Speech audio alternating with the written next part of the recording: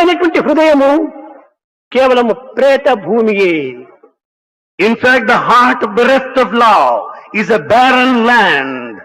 ఈ ప్రేమ పవిత్రమైనటువంటి యొక్క దివ్యత్వాన్ని నిరూపించేటువంటిది.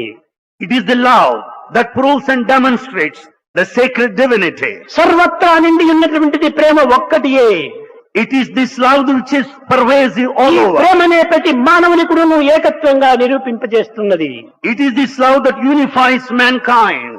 మానవుని యందు ఉన్నటువంటి దివ్యత్వము, మానవుని యందు ఉన్నటువంటి స్వార్థ స్వరూపమును ఏనాడు దివ్య భావంగా మారుతుందో ఆనాడే ఈ ఏకత్వం అనే ప్రేమము ప్రకాశిస్తుంది. That day the selfishness is given up. That day when we awaken, kindle the latent divinity, there will be unity in this world. కనుక ప్రతి మానవుడు కూడాను హృదయములో ప్రేమను నింపుకోవాలి. Therefore, everyone must fill their hearts with love. ప్రేమ రూపము బ్రహ్మంబు ప్రేమమయము, ప్రేమ ప్రేమతో సంధింప నియమమగును.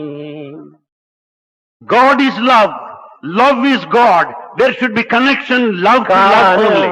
ప్రేమను గట్టిగా కలిగి ఉన్న అద్వితీయము నొందంగా అర్హుడగును, అద్వితీయము పొందంగా అర్హుడగును. When once he strengthens his love, he will be eligible to enjoy the state of non-dualism. ఈ ప్రేమతత్వాన్ని ప్రతి మానవుడు కూడాను గుర్తించి వర్తించటము ఈనాటి అత్యవసరము. It's most essential today that everyone should know the spirit and the nature of love and conduct on himself. ఈ ప్రేమ సుముఖుని యందును దుర్ముఖుని యందు కూడాను At all periods of time, positive and negative, love should be there. వనమునందును భవనమునందును, It's in the forest or in a mansion. కేవలము రాగమునందు విరాగమునందును, Both in times of attachment and detachment.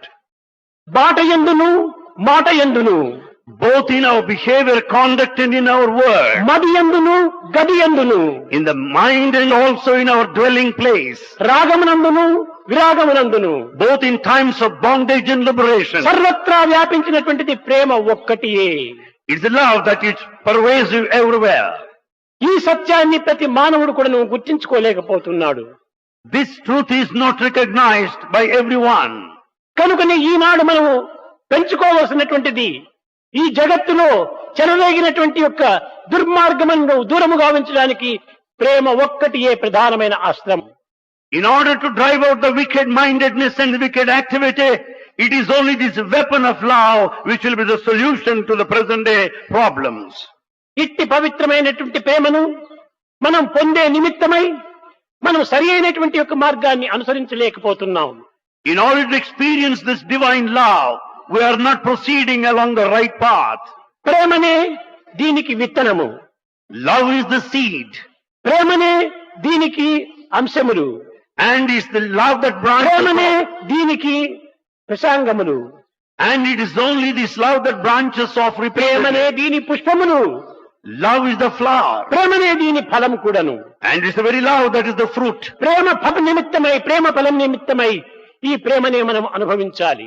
And therefore, in order to experience, enjoy the fruit of love, we have to tread along the path of love. ప్రేమ అనేటువంటి విషయాన్ని ప్రతి మానవుడు కూడాను అర్థం చేసుకోవడానికి ప్రయత్నించాలి. Therefore, every person should make an attempt to know what love is.